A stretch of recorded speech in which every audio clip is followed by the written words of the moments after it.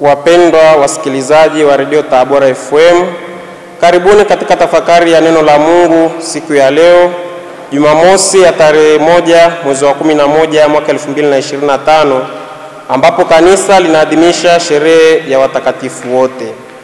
Ujumbe wa neno la Mungu siku ya leo unatuasa kuishi maisha yanayotuelekeza katika utakatifu, yaani katika uzima wa milele mbinguni. Masomo yetu ya leo ni kama ifuatavyo.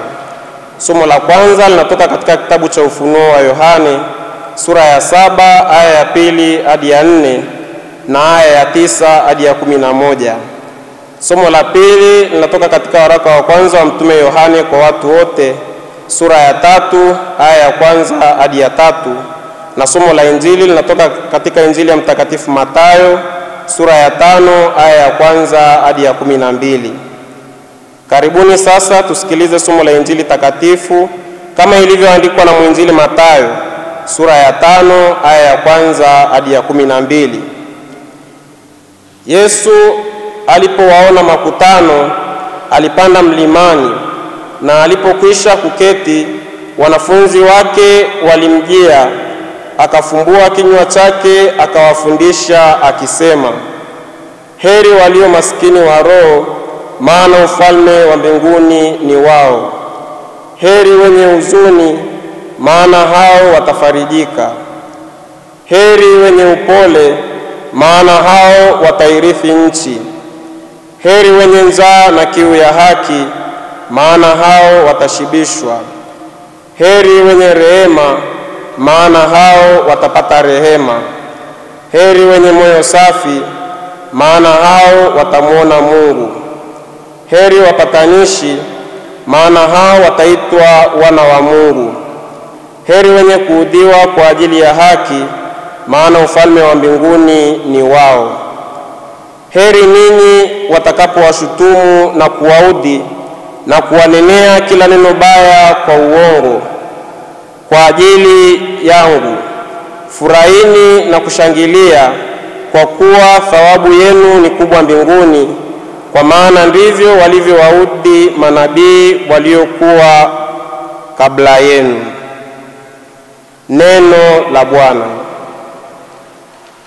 Wapendwa taifa la Mungu, leo mama kanisa anaadhimisha sherehe ya watakatifu wote, ambayo inaamsha matumaini makubwa mioyoni mwetu. Watakatifu ni watu waliokuwa binadamu kama sisi, lakini licha ya mapungufu na udhaifu wao kama binadamu, walimtegemea Mungu na kuonesha mfano thabiti wa maisha ya Kikristo hapa duniani. Walimtumikia Mungu kwa uaminifu mkubwa, na hivyo baada ya kifo Mungu akawatuza taji la uzima wa milele mbinguni. Kanisa limekuwa likiwaheshimu watakatifu maarufu katika tarehe fulani za mwaka. Kanisa linaamini kwamba idadi ya watakatifu imeendelea kuongezeka siku baada ya siku, na hivyo kuna idadi kubwa sana ya watakatifu, maelfu kwa maelfu, ambao sisi binadamu hatuwezi kuwafahamu wote ila tu Mungu peke yake. Rejea kitabu cha Ufunuo wa Yohane sura ya 7 aya ya 9. Kutokana na idadi hii kubwa ya watakatifu, ni vigumu kwa kanisa kuadhimisha sikukuu ya kila mmoja. Hivyo tokea mwaka wa 800 baada ya Kristo, kanisa limechagua tarehe 1 Novemba kuwa siku rasmi kwa ajili ya sherehe ya pamoja ya watakatifu wote. Ndugu zangu wapendwa, katika somo la Injili tulilolisikia hivi punde, tunamuona Bwana wetu Yesu Kristo akipanda mlimani, na kisha anawafundisha wanafunzi wake juu ya heri 8 ambazo ni mafundisho msingi sana katika maisha ya kuelekea utakatifu.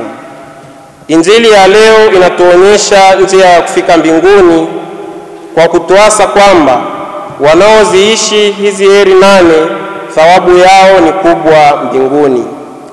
Walio maskini wa roho, yaani wanaojiona kwamba hawana uwezo na kuweka tumaini lao lote kwa Mungu, wanastahilishwa ufalme wa mbinguni. Pia wanaohuzunika kwa mateso ya dunia na dhambi zao, wanaotamani haki, wanyenyekevu, wanaotamani mema, wenye moyo safi na wanaotafuta amani, hawa wote wanaahidiwa baraka mbele za Mwenyezi Mungu, kwa sababu hizi heri ni mwongozo bora wa maisha yetu ya hapa duniani unaotuelekeza katika maisha ya umilele mbinguni. Ndugu zangu katika Kristo, Mungu ametuumba ili tumjue, tumpende, tumtumikie na mwisho tuende kwake uwinguni. Maisha yetu ya hapa duniani yatakuwa na maana thabiti kama tutapata nafasi ya kuurithi ufalme wa mbinguni pale tutakapohitimisha safari yetu ya maisha ya hapa duniani. Ndiyo maana Mtume Paulo anatuasa kwamba kama matumaini yetu katika Kristo yanahusu tu maisha ya sasa, basi sisi ni watu wa kusikitikiwa zaidi kuliko wengine wote duniani. Rejea waraka wa kwanza Mtume Paulo kwa Wakorinto sura ya 15 aya ya 19. Katika sherehe hii ya watakatifu wote tunaalikwa kumsifu na kumtukuza Mungu kwa ajili ya kanisa hili la washindi, yaani watakatifu walioko mbinguni. Lakini nasi pia ambao bado tupo hapa duniani, yaani kanisa la wasafiri, tunatiwa moyo kwamba endapo tukiishi vizuri kadiri ya heri 8 za Mungu, siku moja nasi tutapata tuzo la furaha za makao ya mbinguni. Wapendwa taifa la Mungu, watakatifu tunaowasherehekea leo ni waombezi wetu. Mungu mwenyewe kwa upendo wake amewakomboa na kuwarithisha uzima wa milele. Nao kwa sala na maombezi yao wanatusaidia ili nasi siku moja tuunganike nao mbinguni. Kila Mkristo anayetimiza mapenzi ya Mungu ni mtakatifu, na utimilifu wa utakatifu huo ni mbinguni. Tunapaswa kuishi kwa matumaini makubwa kwamba nasi siku moja tutakuwa watakatifu. Sote tumeitwa kuwa watakatifu, na utakatifu ni wito wetu wa kwanza kutoka kwa Mungu. Ni mwaliko wa Kristo kwetu sote kuwa watakatifu kama Baba yetu wa mbinguni alivyo mtakatifu. Rejea Injili ya Mtakatifu Mathayo sura ya 5 aya ya 48. Wapendwa katika Kristo, Mungu ameonyesha upendo mkubwa sana kwetu wanadamu hata tunaitwa wana wa Mungu. Zaidi ya hayo, Mungu ameahidi kwamba endapo tutaishi tukiwa na matumaini makubwa naye, tutaonana naye kama alivyo katika ufalme wa mbinguni. Rejea waraka wa kwanza Mtume Yohane kwa watu wote sura ya 3 aya ya 1 hadi ya 3.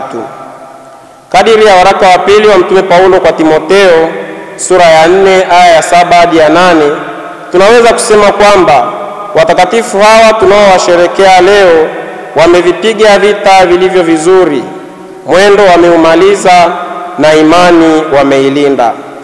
Hivyo wamepewa tuzo la ushindi mbinguni kwa maisha yao ya uadilifu, wakiwa mfano bora wa watu walioziishi vyema heri 8 za mafundisho ya Kristo. Hivyo ndugu zangu wapendwa, sisi ni kizazi cha wanaomtafuta Bwana. Kwa maombezi ya watakatifu wote, tumuombe Mungu atukirimie wingi wa huruma yake, tuweze kuishi vyema katika maisha yetu ya hapa duniani, ili kila mmoja aweze kuufikia utakatifu na kuwasaidia wengine kuwa watakatifu. Tumsifu Yesu Kristo. Tafakari hii imeletwa kwenu na mimi Frate Amedeus Josephat Mamkamba kutoka Jimbo Katoliki Moshi, nayesoma masomo ya teolojia mwaka wa 4 katika seminari kuu ya Mtakatifu Paulo Mtume Kipalapala iliyoko katika Jimbo Kuu Katoliki Tabora.